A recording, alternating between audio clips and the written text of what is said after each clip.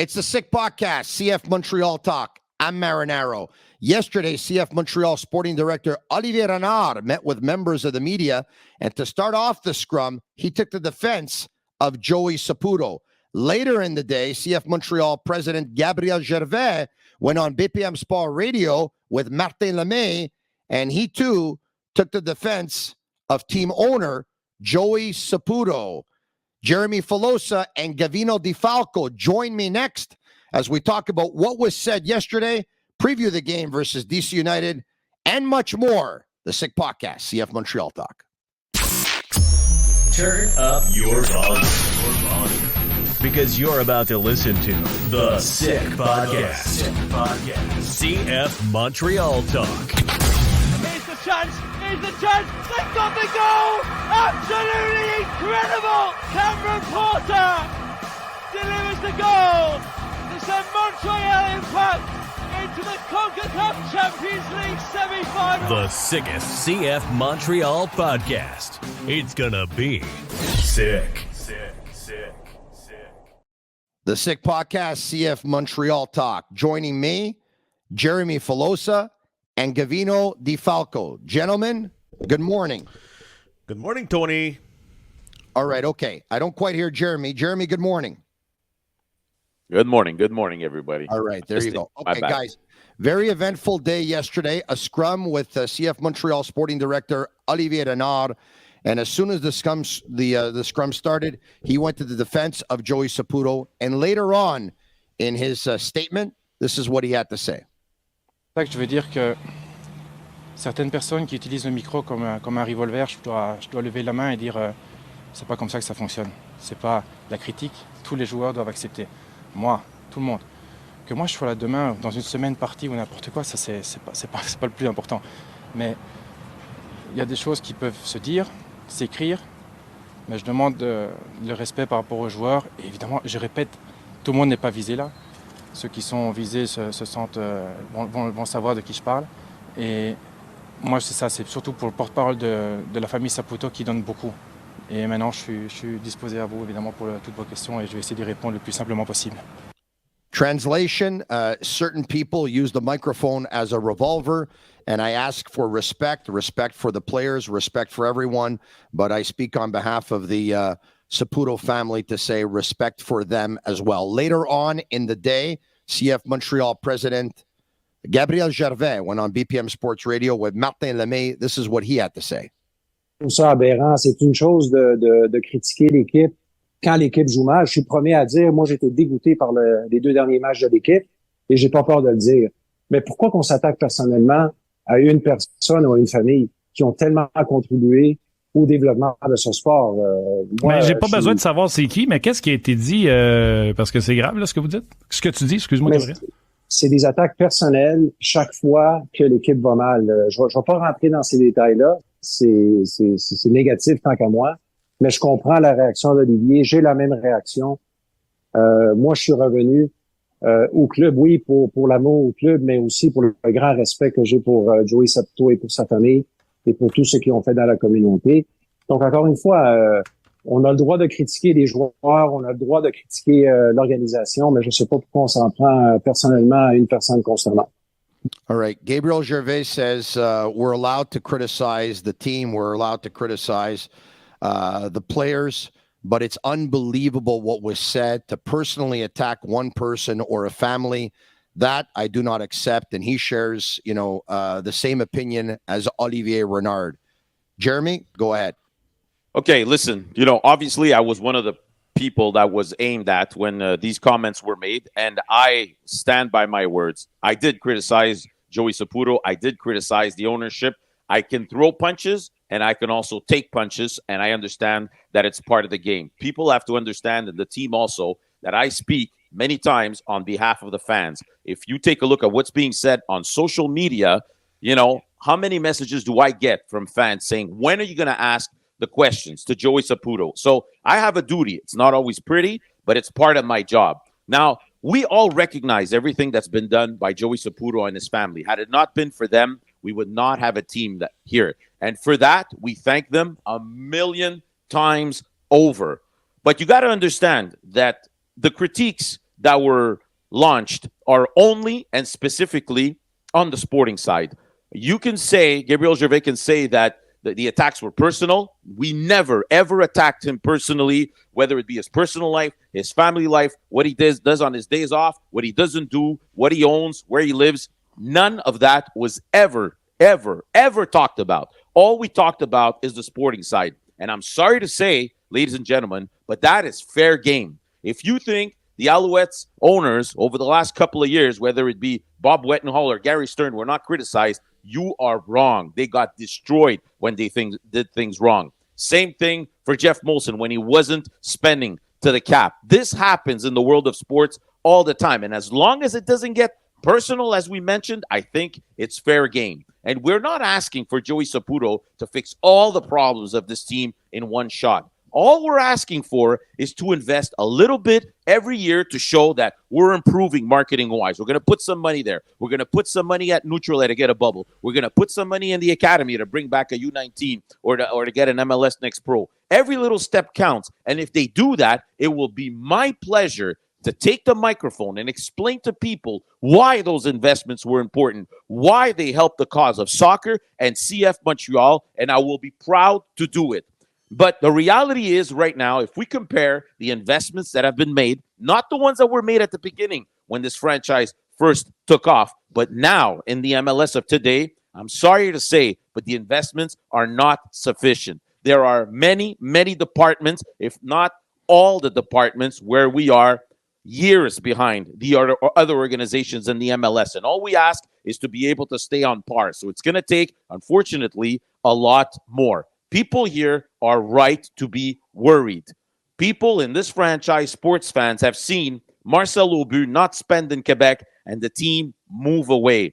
They've seen Claude Brochu not spend and the Expos move away. So there's a history here. And with all respect that I have, all due respect that I have for Olivier Renard, because, you know, I love the guy. I have praised him over the last couple of years for everything he's done. Unfortunately, here, the amount of time that he's been here, 2.5 years, does not give him the proper context to understand fully why fans are worried and why fans are asking Joey to invest as much as other owners in this MLS are investing right now. And all I can tell you right now is that I will continue to take the microphone and ask ownership to do the best they possibly can to improve this product, this team, sports-wise. I will never attack personally Joey Saputo, but if you think that I'm going to stop today asking for more and to raise the bar all the time, you're wrong, because that's part of my job. All right. Okay. So, look, I'll say this. I got some messages yesterday, and, people asked me if they were talking about me.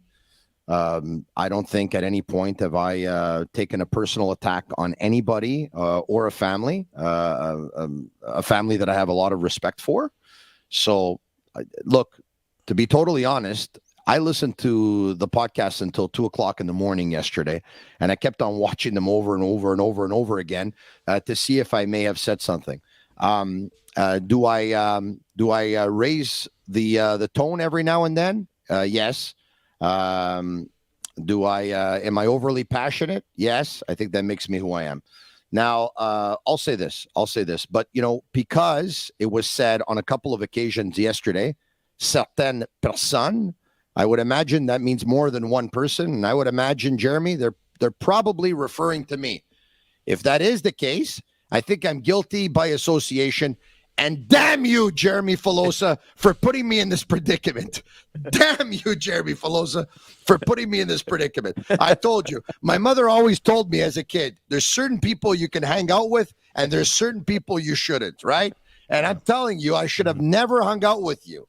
Not to mention, he came over to my house last week on Sunday for a coffee. Okay, so now listen. I corrupted you. It's your opinion. It's okay. But you love soccer. I love soccer. Gavino loves soccer. And everyone listening and watching this podcast loves soccer. We know how much it hurt when the Expos left. The last thing we want is this team to leave, correct? Yep. Here's the thing. I understand what you're getting at. You're saying if you no longer want to invest, let's make room for someone who will come in and invest. The thing is I have news for you. If Joey Saputo puts this team up for sale, I don't think anyone in this city or in this province is going to buy the team, Jeremy. Who's going to buy it? Tony, okay. I don't know if somebody's going to buy it, to tell you the truth. I think Don Garber will stick his fingers in the whole deal and say, listen, before you sell, I got markets in the States that are dying for a team. You can't do that. You can't move the team unless expansion is over. Okay, so Tony, let me tell you this. This franchise is the franchise with the smallest value in the MLS, $375 million, right? LAFC is worth $1 billion. If I'm an investor, I'm a businessman, and I look at this team at 375, and I say to myself, if I improve the stadium, if I spend a little bit more money on payroll, if I put the academy up to par, if I invest a little bit at Nutrele, 375 becomes 500 million, 600 million like this. This is the truth, guys. So now let me answer Why that. do you think people are chasing after MLS teams right now? The Chicago Fire was quoted by Forbes as being worth 375 million 2 years ago. A month later, they were sold for $100 million more. But before we get to Gavino, let me just finish off with this point, okay? Once again, it's important to note that you cannot move a team as long as expansion isn't over. Yeah. So if I'm Joey Saputo and this league one day gets to 36 teams, for example, and they're no longer going to expand, if the team's value at that point is worth 600 million, but they can't expand anymore, and somebody wants to move the team somewhere else, they're going to offer $1 billion. That's when I would sell if I ever would. In the meantime, they will undergo renovations either at Stade Saputo or Olympic Park or somewhere else. And, they're not going anywhere soon, Jeremy. So we can put the fans at ease in the streets that say, I think they're going to move the team. They won't. These are the same business people who wouldn't invest in the Expos 20 years ago at $250 million. And today, the average market value for an MLS franchise, MLB franchise, is $1 billion. If they could go back, would they? Yeah. Would they? Well, of course. Gavino, guys, what say you? I think yesterday Olivier Renard said basically, I just want to lower everybody's expectations. We won't spend that $20 million on players. It's going to be Moneyball all the way, especially with that trade with the Kamal Miller and Bryce Duke. Guys, we love this team. It will be dramatic to lose them like the Expos and all those Nordiques de Québec. But at bottom line, guys, it's MLS 3.0, and right now Montreal is not in this league. Yes, they are part of the MLS, but at the same time, they're a little bit aside with the Moneyball system and everything that is going on with the only team without the MLS Next Pro team, and it's a team that wants to develop players. It doesn't make sense. You're saying this on Wednesday, you're saying that on Thursday. At the same time, you're saying different things, different days. It's a real mess this year, and it's starting to get a little bit of pressure here on the sporting director, because now they're playing tomorrow, and I don't think it's going to be full, guys. I don't think that the stadium's going to be full. Maybe they're expecting 15,000 people. It's dramatic because last year they had 7 sellout crowds in the last 10 games. And basically, instead of growing the attention, well, you're starting from scratch, bottom line, tomorrow. This is what maybe the team would tell you. They would tell you that when Nacho Piatti and or Didier Drogba were here, that they didn't sell out every game. I understand that. I will counter and say, wait, hold on. When Drogba was here, it was sold out. Yes. Hold on a second. Let me finish. I will counter and say, I'm talking about year 2. I'll get to year 1 in a second. Okay. Year 2, it wasn't sold out. I will counter and say that they did not properly market Piatti and Drogba when they were here, and they didn't exploit the possibilities the way they should have. Okay. I understand there's 2 things that happen here. Okay. Number 1, last year, you're right. In the last 7 games, when they were one of the best teams in the league, they sold out all the time. Montrealers, they buy tickets and support A, winning team, and or B, a team that wins that has stars on a constant basis. So prior to Drogba joining CF Montreal, I had people calling me and saying, hey, why don't you bring your boys to the game? I got 3 or 4 tickets for you and your family. Okay? It would happen often. Many, many calls, and tickets were easily available. I can go to a radio station. I can go to someone in promotions. I can go to someone at tickets. I can get the tickets if I wanted to. Okay? Even ticket brokers would give them to me instead of charging.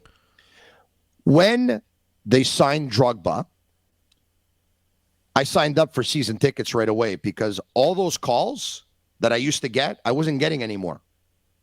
I couldn't get those tickets anymore. And I still remember the hat trick that he scored versus the Chicago Fire in that 4-3 game. Mm-hmm. It's one of the greatest moments that I've had with my family watching soccer in Montreal. The buzz that was in that stadium. Now, we know the reality, okay, is that they don't want to spend. And I'll say this, and I've said this, and I'm not going to backtrack, and I reiterate. I think that when you sell 3 players for over 18 million euros and you reinvest €1 back in what would have been GAM money, I think that doesn't go over very well with the fan base. And I think that's very fair by saying that, because every fan would want a DP10 and or a DP9. And by the way, guys, he can't say it, but Olivier would want a DP10 and a DP9 too. Of course. I mean, he went out and acquired Bryce Duke, who he's hoping can play 10, who some people who have followed him are not convinced because they believe that one day he can be a 6, the next day he can be an 8, and the next day he can be a 10, okay? Michelle Kaufman, who covers Miami, says he's most definitely a 10, he acquired Bryce Duke because he can't go out and spend $4 million. What sells tickets in the MLS? It stars from like Ani Mokhtar, like Zelarayan, like Carlos Vela, like Dennis Bouanga, like Chicharito. We don't have that kind of player who is well-known worldwide, or even like a player that is reliable like Mokhtar, Zelarayan, who's going to make the difference week in, week out. Like Nacho Piatti we had a couple of years ago, that there's practically not a lot of talent on the pitch, but at least there's one player that, it's going to be exciting and it's going to make the difference at the end of the day. Listen, they painted themselves in a corner, because this system that they're trying to put together, which is buying and selling players, this is not going to excite fans. The only way you're going to excite fans is if you have a good season like you had last year, and then you're going to have good walk-ups. So walk-up will fill your stadium. They had 7 or 8 sellout crowds last year. But at the beginning of the year, it was complicated because people wanted to wait and see. Now, as a franchise, you never want to have that. Never. You never want to have to wait and see. You never want to have to wait for the walk-ups. You want those tickets sold at the beginning of the year, like most MLS franchise have. So when you do sign those star players, it's easier for you and your marketing department in the winter to convince people to buy season tickets. If you have 15,000 season tickets, you only have to sell another 5 on game day. The pressure is a lot less than what it is right now, where you have to sell 12,000 tickets on game day. So you are condemned to winning.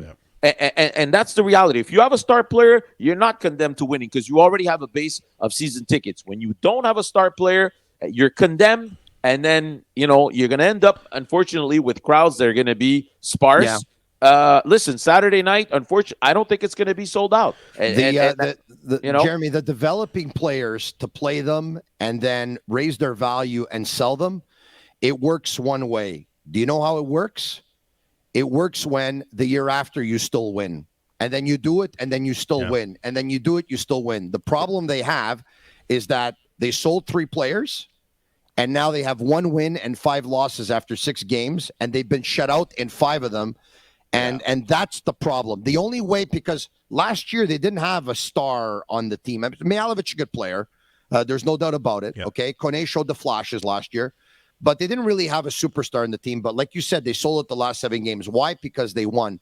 Here's the challenge they have is that doing what they did last year, it's very, very hard. Like last year, all the stars were aligned. Kyoto had an unbelievable season. Mm-hmm. Everything came together, and they were an extremely well-coached team, and they played for their coach. That, guys, it's you know what? As all the pieces Olivier fell Renard's at the job right is not place. easy, man. It's hard. I know it's hard. Of course it's hard. Last year they had an identity. They had an all-star coach. They had Kamara who looked like 28. They had Kyoto. They had Mihailovic. They had all those players going to the World Cup. Everything was clicking. And at the end of the day, at the transfer window in summer, you acquired nobody, guys. And I'm still saying this today.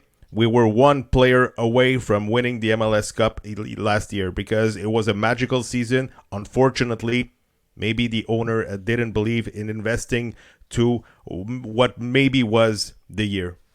That was a missed opportunity. That was a missed opportunity last year. 100%. And you know what? I mean, they can come out and say, yeah, we didn't have any space under the cap. Guys, listen, other teams find a way. You got to find a way. And I'm sorry to say, the 3 DP spots were not filled.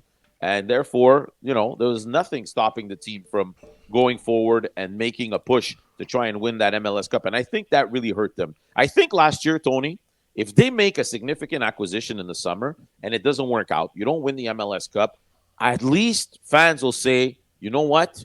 We had an opportunity and we tried. We didn't win. That's okay. But when you have that opportunity, that window opens, you got to jump in it. If not, you're going to lose the confidence of the fans, unfortunately. Yeah. All right. Okay. No, listen, Tony. I mean, nobody's going to make me believe. Yesterday, me and Gavino had a long conversation with Vanni Sartini, the head coach of the Vancouver Whitecaps. Okay, we were teeing up the game that we're doing tomorrow night on Apple TV.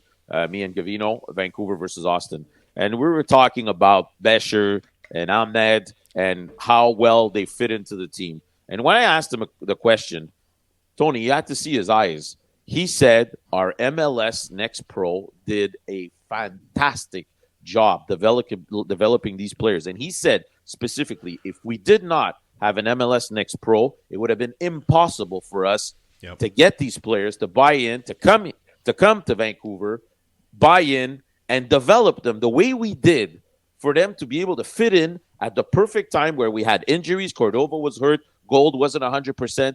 And he said, what we're going to do with this MLS Next Pro team over these next couple of years to develop players like these guys that are going to come in and help us right away is massive. So when I hear this, I say to myself, I'm not crazy here. I'm not crazy. No. Guys, but this is Gavino, this is why an MLS Next Pro team is important, all right? Because I'm sure they would say, okay, what's the benefit of an MLS Next Pro team? And Jeremy would say, well, the benefit is the players are under contract and you could call up some players in emergency situations, correct? Well, they'll say, well, we could do that with our players in the CPL. We could call up Jean Agnel if we wanted to, for example. Yeah. The bottom line is you don't have control over what's going on with that player on the other team. Then you got to really ask for permission to bring a player back. If you're in an emergency situation, if you have them play in your backyard, you could just call them up. This is going to be a problem, guys. I don't know how many guys they'll be able to dress on Saturday. Guys, the biggest strength of an MLS Next Pro is to dictate the identity of the club and the philosophy of the club. You can place them wherever you want, as an 8, as a 10. Look, Betcher and Hamed, I'm sorry, but 2 weeks ago, they were the best players against CF Montreal, and they look fresh. They didn't look lost out there. They look like they had like 10 years of experience in the MLS, and at the end of the day, I think, guys, it's catching up to us. The gap is going to grow. I think, that's my opinion, every year with that MLS Next Pro Jeremy, team. I agree with you on the whole MLS Next Pro thing. I agree with you. Remember when they used to send Crepeau to the Ottawa Fury? Oh, we're lending him out. Remy Gard back then didn't even go see him play once. You remember? He didn't even go see him once. Exactly. He was 2 hours away. The benefit of having an MLS Next Pro team compared to loaning players out to the CPL, and the CPL, by the way, is better caliber, guys, than the MLS Next Pro, all right? Because you're playing in a men's league. In an MLS Next Pro, you're not playing in a men's league, right. Okay? I understand. Because there's some young players. But the benefit is that you cannot have 8 or 9 players on loan on a CPL team. As for an MLS Next Pro, you can have all 11 with your MLS Next Pro team. Also, you get to keep an eye on them. Your coaches get to go there. You get to do specialized training. You get to bring the player in. You get to talk to them. You get to work on certain things. You understand what's going on. You can take care of their own injuries. You're establishing a culture. Anyway, I totally agree. The MLS Next Pro was really a missed opportunity. And look, it could very well be that, you know what, they have meetings, and, you know, a lot of the owners say $3 million to go into MLS Next Pro is too much money, and you know what? But more you the still years rather pass, have it than not. Okay, so in 5 years, how much do you think it's going to cost an MLS Next Pro team? 5 million? 6 million? How long do you want to wait? Well, they waited. Toronto, I think, got in the MLS at 10 million, and then they ended up getting in at 40 million. Correct? Yeah, a couple of years ago. Yeah. Anyway, you have to believe in your academy, and they say they do, and if so, God bless them. You know, I just if you believe in your academy, hire the best. Don't hire. Okay. All right. Let's talk now about Bryce Duke, Ariel Lassiter. Guys, I would imagine they're going to be on the game sheet for sure. Well, I'm not so sure they're going to start. Okay, so listen, this is the thing: is they were supposed to come in yesterday afternoon, but now you've seen everything that's going on in Florida. Airports were closed all of yesterday. Flights were canceled. I don't think they were able to make it in. I'm not sure. I mean, I didn't track them, but if they were not able to get in yesterday, they'll get in today. That means they probably won't even get a training session in unless they flew in really early this morning. They'll come in the second half. My prediction is they'll come in the second half, Jeremy. Yeah, that's what I think. I mean, guys, what do you have to lose? What do you have to lose? You've been shut out in the last 5 of their 6 games. You're telling me that those players are playing this year are better than Duke and Lassiter? Just try them out, and that's it, guys. You don't have nothing to lose. I would be very comfortable to see Duke getting the start tomorrow, and you don't have a left wing back. Put the Lassiter in there, and let's see. Those guys are MLS players. They know the opposition. They play in the Eastern Conference. Why not, guys? Throw them in the fire, and we'll see. Listen, I wouldn't blame Losada for doing it, to tell you the truth. But, I mean, you know, again, yesterday, obviously, Losada was extremely happy about the arrival of Lassiter. Said, you know, just picking up a left foot for us is huge. He was super happy about that, but was not able to confirm if Lassiter is able to play as a left wing back. So they're going to have to try him out and see if he can do the job. So now to throw him in there tomorrow as a starter in a position that's not even his, I don't know. I talk to people around the league. The league, and what they tell me is he's got great pace. He's very, very fast. But you know, his crossing more of a winger. He's more of a winger striker than a his crossing comme ci comme ça, his finishing comme ci comme ça. Most people, you know, the people that I talk to tell me that he prefers second forward position more than he prefers winger. In terms of wing back, they believe it's a stretch because he's a player who doesn't necessarily like to come back a lot. Yeah. So we'll see what happens. Listen, you know, some people will say that they've gone through a couple of teams, both of them, Duke and Lassiter. It didn't work out there. It probably won't work out here. I've never been of that opinion, okay? I believe in fresh starts.